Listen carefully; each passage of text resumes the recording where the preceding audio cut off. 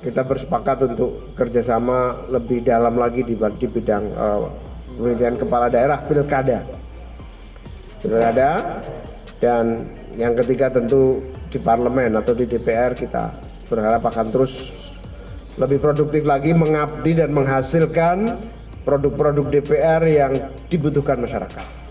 DPR yang mampu menghasilkan keputusan yang baik APBN, undang-undang, dan sistem pengawasan yang benar-benar membantu masyarakat mengatasi jangka pendeknya pandemi COVID ini, dan jangka panjangnya tentu ekonomi nasional secara menyeluruh. Sekali lagi terima kasih, moga-moga kebersamaan Partai Demokrat dan PKB selalu terjaga dengan baik. Pada malam hari ini adalah silaturahmi pertemuan dengan Ketua Umum Demokrat terpilih. Walaupun posisi Partai Demokrat tidak di pemerintahan dan Partai Golkar di pemerintahan, namun kita mempunyai ideologi yang terkait dengan pembangunan, mempunyai kesamaan. Dalam perbincangan kami juga sepakat bahwa dalam situasi krisis tentu persatuan harus diutamakan, yaitu untuk menyelamatkan bangsa ini dari krisis pandemi, termasuk berbagai dampak sosial ekonomi lainnya. Saya juga menyampaikan tadi bahwa minggu lalu saya sudah bertemu dengan Presiden Jokowi di Istana Bogor dan juga Wakil Presiden Maruf Amin di kediaman beliau, di mana ketika itu saya melaporkan hasil Kongres dan juga kepengurusan DPP Partai Demokrat yang sudah disahkan. Dan itu menjadi pertemuan kick off bagi saya untuk melakukan silaturahmi dan juga komunikasi politik dengan tokoh-tokoh lainnya. Termasuk pada malam hari ini adalah Partai Golkar. Kami berharap dalam berbagai kesempatan berikutnya bisa semakin membangun sinergi dan kebersamaan. Ada pilkada yang akan kita gelar bersama. Jika itu menjadi kebaikan, maka bisa kita bangun koalisi yang baik di daerah. Melanjutkan silaturahim yang memang selama ini sudah terbangun antara Partai Persatuan Pembangunan dan Partai Demokrat. Kami tadi membahas beberapa agenda politik yang penting tentunya, yang kita punya pandangan-pandangan yang sama. Kemudian kita juga membahas mengenai perkembangan situasi terkini, apa yang dihadapi oleh negara kita, saling bertukar pendapat, saling memberikan masukan, dan saya kira itu adalah hal yang baik. Jadi saya gembira sekali bahwa silaturahim ini tidak hanya sekedar silaturahim dalam pengertian saling hanya menyambung rasa begitu saja, tetapi juga menukarkan gagasan-gagasan yang segar dan bagaimana memberikan masukan, memberikan pemikiran-pemikiran yang cerdas, yang fresh gitu untuk kepentingan nasional pada masa yang akan datang. Termasuk misalnya agenda mengenai pilkada, agenda undang-undang partai politik, kemudian kondisi perekonomian Indonesia pada masa pandemi ini, dan bagaimana kita menghadapi keadaan ekonomi yang seperti ini, khususnya buat masyarakat menengah ke bawah. Kita ini kan negara demokrasi sudah diumumkan di dunia, dan kita sudah hampir 25 tahun. Nah, demokrasi intinya kan suara rakyat, suara Tuhan, one man, one vote gitu ya. Oleh karena itu, misalnya undang-undang pemilu, ini bukan soal sanggup dan tidak sanggup, bukan itu, tapi demokratis apa tidak. Misalnya ya, parliamentary threshold itu 4% saja. Kalau pemilihnya 150 juta, berarti ada 6 juta kurang 1, itu nggak diakui. Nah kalau gitu demokrasinya ada di mana gitu. Termasuk juga pilpres, 20%. Nah kalau 20%, kita bisa pojok kiri, pojok kanan lagi. Kita sudah mengalami ya, pilpres yang melahirkan perseteruan yang panjang.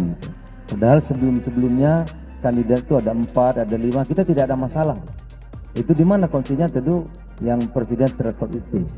Nah kami tadi sepakat kalau PAN mengajukan ya PP-nya berapa, harusnya presiden threshold sama. Kita sampai dengan hari ini juga harus berupaya keras untuk bersama-sama melawan COVID-19. Sekarang angka kita sudah di atas Tiongkok, yang penduduknya 5 kali lipat dari kita. Mudah-mudahan kita semua bisa bertahan dan pada akhirnya mengakhiri badai corona ini. Mudah-mudahan juga bisa segera ditemukan vaksin yang memang teruji untuk mengatasi COVID. Selebihnya kami juga berbicara bahwa dampak tidak sederhana. Resesi di depan mata, negatif 5 sampai negatif 7% pertumbuhan ekonomi kuartal kedua, mungkin akan berlanjut di kuartal ketiga. Nggak pernah tahu apakah sampai kuartal keempat bahkan tahun depan. Mudah-mudahan bisa kembali dibawa ke arah yang lebih positif. Banyak yang kehilangan pekerjaan, masyarakat kita juga membutuhkan atensi utamanya, termasuk bantuan langsung, utamanya masyarakat yang berkategori miskin dan kurang mampu. Para tenaga kesehatan juga perlu kita berikan dukungan penuh. Selebihnya, selain berbicara berbagai isu negara dan politik kebangsaan, kami juga tentu mengakhiri diskusi dengan membahas politik praktisnya, artinya dalam konteks pilkada yang akan kita gelar di 270 kabupaten kota termasuk provinsi di Desember 2020 ini, tentu cukup banyak kebersamaan antara PAN dan Partai Demokrat di berbagai daerah. Semoga kita semuanya bisa melanjutkan pengabdian kita untuk masyarakat dan negara. Kalau berbicara dengan komunikasi dengan pihak-pihak lain itu juga harus dilakukan, komunikasi dengan parpol-parpol lain juga Sudah mulai ya? harus. Sebetulnya sebelum Prahara kemarin kami juga sudah melakukan silaturahmi yang saya anggap sebagai bentuk dari komunikasi politik, tapi juga komunikasi untuk berbicara urusan kebangsaan. Dan ini harus dilakukan setiap saat, dan ke depan tentunya harus semakin intensif lagi. Saya selalu beranggapan bahwa politik itu serba cair ya, the art of possibilities. Jadi semuanya mungkin. Saya melihat banyak peluang, walaupun terlalu dini kalau kita bisa katakan 2021 ini terlalu dini kalau kita mencoba memetakan koalisi seperti apa.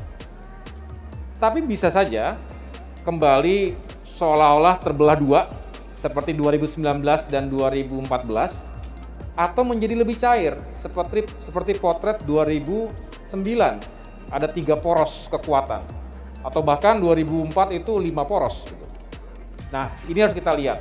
Tetapi kalau presidential threshold-nya masih di angka 20%, maka rasa-rasanya sulit untuk punya lebih dari 3 poros. Sebanyak-banyaknya menurut saya akan terkonsentrasi menjadi 3 kekuatan besar, sebanyak-banyaknya. Dengan demikian, tentu para tokoh politik, termasuk partai-partai politik ini sudah bisa atau mulai membaca kira-kira dengan siapa mereka bisa berkoalisi ke depan. Tentu berbicara koalisi politik itu selalu berbasis pada kepentingan yang sama. Betul. Jadi common interest-nya apa? Kepentingan yang sama. Yang mungkin juga faktor-faktor pendukungnya adalah kesamaan ideologi, kesamaan visi misi, platform, program, dan lain-lain. Tapi lagi-lagi harus ada common interest-nya di mana, termasuk chemistry-nya. Oleh karena itu, fase yang baik bagi siapapun 2 tahun ke depan ini untuk saling mencari kira-kira paling tepat, paling nyaman berpartner dengan siapa.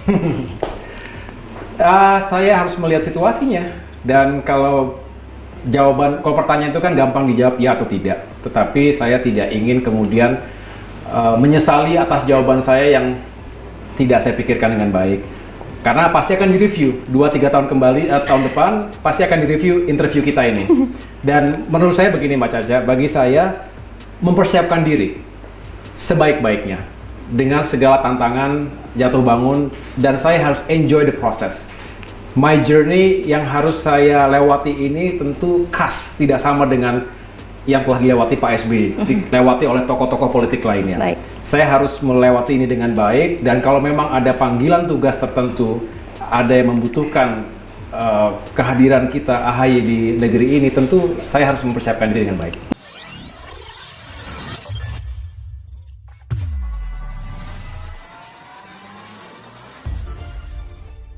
Partai Demokrat di bawah kepemimpinan Agus Harimurti Yudhoyono melakukan silaturahmi kepada 5 partai politik 1 tahun terakhir. Silaturahmi itu dilakukan untuk membuka komunikasi politik dengan semua partai politik. Hal tersebut disampaikan oleh Kepala Badan Komunikasi Strategis DPP Partai Demokrat, Herzaki Mahendra Putra, ujarnya. Dalam rangka membuka komunikasi dengan semua parpol, Partai Demokrat di bawah kepemimpinan Ketua Umum Agus Harimurti Yudhoyono, selama setahun terakhir ini sudah melakukan silaturahmi ke Golkar, PKB, PKS, PAN, dan PPP, ungkapnya. Herzaki lebih lanjut menuturkan silaturahmi tersebut berlanjut dengan melakukan pertemuan dengan Partai Keadilan Sejahtera. Herzaki mengatakan, kedatangan PKS merupakan kunjungan balasan setelah sebelumnya Partai Demokrat menyambangi. DPP Partai Demokrat mengkonfirmasi kebenaran informasi mengenai rencana pertemuan Ketua Umum Agus Harimurti Yudhoyono dengan Presiden PKS dan jajarannya di kantor DPP Partai Demokrat. Kunjungan ini merupakan kunjungan balasan dari PKS, setelah sebelumnya Ketum Agus Harimurti Yudhoyono bersama petinggi Partai Demokrat melakukan kunjungan ke kantor PKS beberapa waktu lalu. Herzaki menyampaikan komunikasi dan silaturahmi antar parpol bagi Partai Demokrat sangatlah penting. Bukan saja untuk menjembatani perbedaan pandangan yang kadang muncul, melainkan juga untuk menyatukan energi positif dalam menyelesaikan permasalahan-permasalahan besar bangsa ini. Apalagi, seperti yang kita ketahui bersama, Indonesia saat ini sedang menghadapi 3 masalah besar, yaitu di bidang kesehatan, pandemi ekonomi, dan demokrasi, tambahnya. Di sisi lain, lanjut Herzaki, PKS sendiri pun sudah bersilaturahmi dengan berbagai parpol lainnya sebelum berkunjung ke kantor kami. Silaturahmi kebangsaan ini, di bulan baik ini, harapannya bisa memberikan kontribusi positif dan teladan baik bagi rakyat Indonesia, dalam membangun peradaban politik yang sehat, berlandaskan etika dan moral.